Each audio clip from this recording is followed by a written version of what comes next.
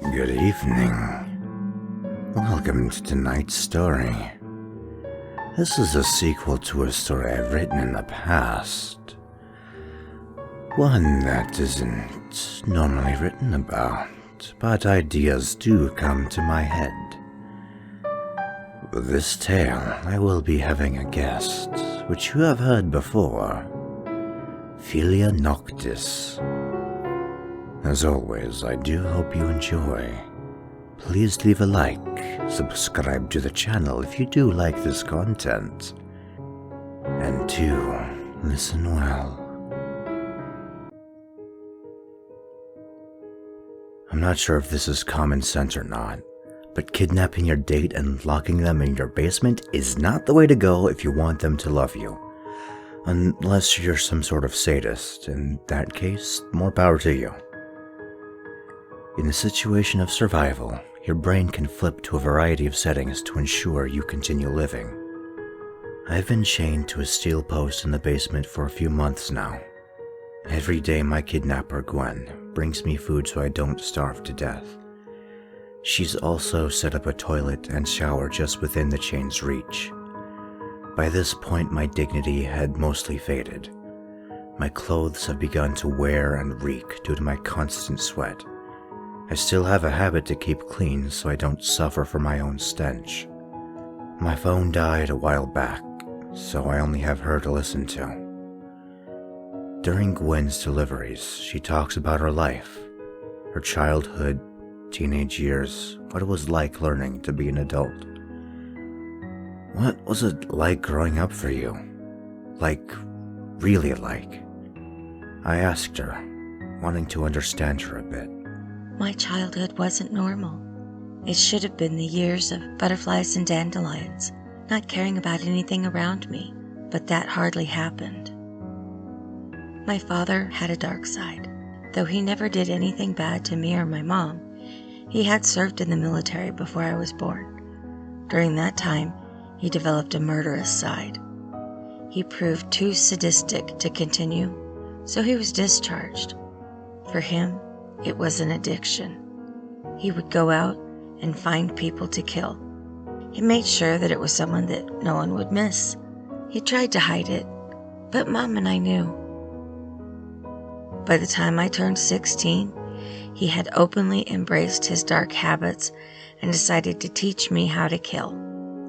I got good at it, always being sure to never leave any evidence. But as I grew older, it began to get more difficult. That's when my dad had the idea to start a bar. It was a perfect cover for our crimes. Rumors spread, and soon it became a haven for illegal jobs. I didn't notice my own addiction as I grew older. I needed to kill, like I would die without it. But every life I took could satisfy my lust for only so long. I stared at her with pity and fear. So, how long do your prisoners usually last? Before you kill them, I mean. She stared at the wall for a few seconds. You've lasted the longest. I don't know why, though. Something about you. I just don't know what. She waited for me as I finished every bite from the plate. I watched as her hand scooped up the porcelain platter and silverware and left back upstairs. With no options left, I decided to fall asleep. That night I had a nightmare. I don't often have them, which made this all the more frightening. The night was black as pitch, my surroundings that of an old brick alleyway. A downpour drenched me and the walls I stood beside. I felt myself wearing a dark gray hoodie, the fabric slightly chafing my skin as I moved. I felt something clenched within my hands. In my left was a brass key. In my right was a large kitchen knife. In front of me was a man, beaten and bruised. He was immobilized by the chains jutting through the walls, holding him against the old brick. I stepped closer. Something about it seemed familiar. Slowly he raised his head to look at me, his eyes reflecting with defeat and acceptance. The sound of thunder broke my slumber, my body tense as I jolted upright. I was drenched from head to toe, but not from sweat. One of the pipelines from the shower had burst, quickly filling the basement. The drain proved useless as it fought to swallow the building body of water, raised to a foot deep. I began shouting for help, hoping to anyone that I wouldn't drown. The door leading upstairs shot open, kicked by Gwen. She sprinted towards the water valve, turning the spigot to stop the leak.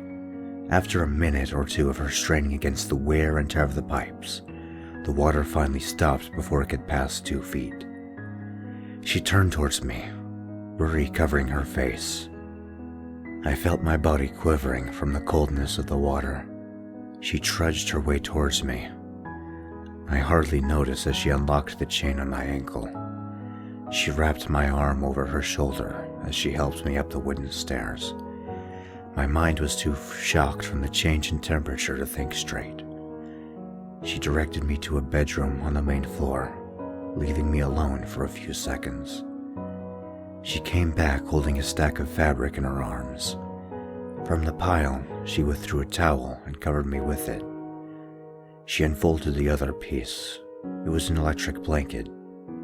Quickly, she plugged it in and ushered me beneath it. Numbly, I obeyed, falling into a deep sleep from the warmth. The pain of my growling stomach awoke me. My body ached from the previous night. I sat up, letting the blanket shift off of me. I looked around, my mind slowly catching up with where I was. Silently, I slid out of bed and crept towards the door.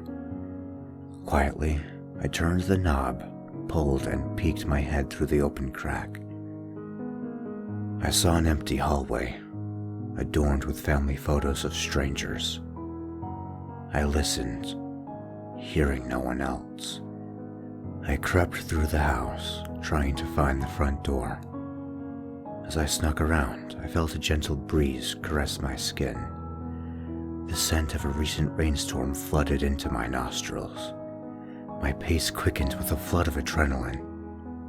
I speedily tiptoed until I saw the front door, gently swinging wide open from the breeze outside. I was filled with hope as well as doubt. Cautiously, I approached it. The closer I got, the urge to run towards freedom grew. I was inches from the doorway, escape within my reach. My thoughts began to grow impatient. Why did she save me? Why did she not chain me up again? If Gwen wanted me dead, why didn't she just let me drown? Did she want to kill me with her own hands? She had plenty of time to do so before. Why am I thinking about this? Just go! You can leave! I felt myself take a step backwards, towards my prison. Do I have feelings for her? Why? I don't love her, do I? I felt my body take another step back. She's gone through her own pain, her own suffering. I don't want to leave her, just so she can go and do this to someone else. If I can save someone else, then I'll stay and suffer. I grabbed the handle of the front door, closing and locking it. I looked around the house and found her personal laptop. I typed this up as soon as I could. To my knowledge, she hasn't returned yet. I've no doubt she will be back. I don't know what to think, or to feel for that matter. After I submit this, I'm going back to the room I woke up in. Maybe I'm stupid, crazy, but I don't care. Whether this is right or wrong, it's what I choose.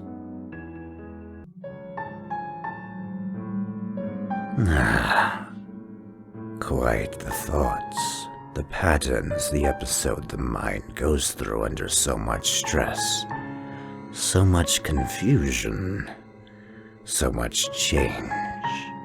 Is it truly possible for your warden to become your saint? Or is there another underlying reason Is he truly right? Or is his own mind being twisted? I do plan on making a third and final part. Well, perhaps not final, but definitely a third part. I would again like to thank Filia Noctis for supplying me with her voice for this part. I do enjoy working with so many of my friends that I have met over the years, hearing their voices, their talents, able to put them towards my own projects. If you did enjoy this, please leave a like, subscribe if you'd like to hear more, and have an excellent day, night, evening, afternoon, whatever time it may be wherever you are. And do remember, there's so much we've yet to understand in this world.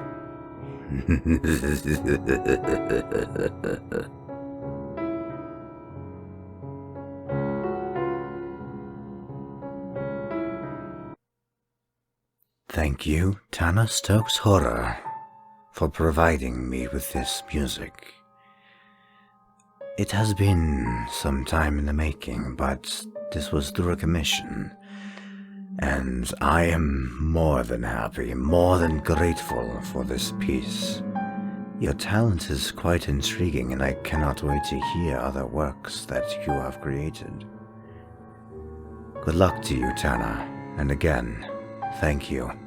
And I mean, thank you so very much.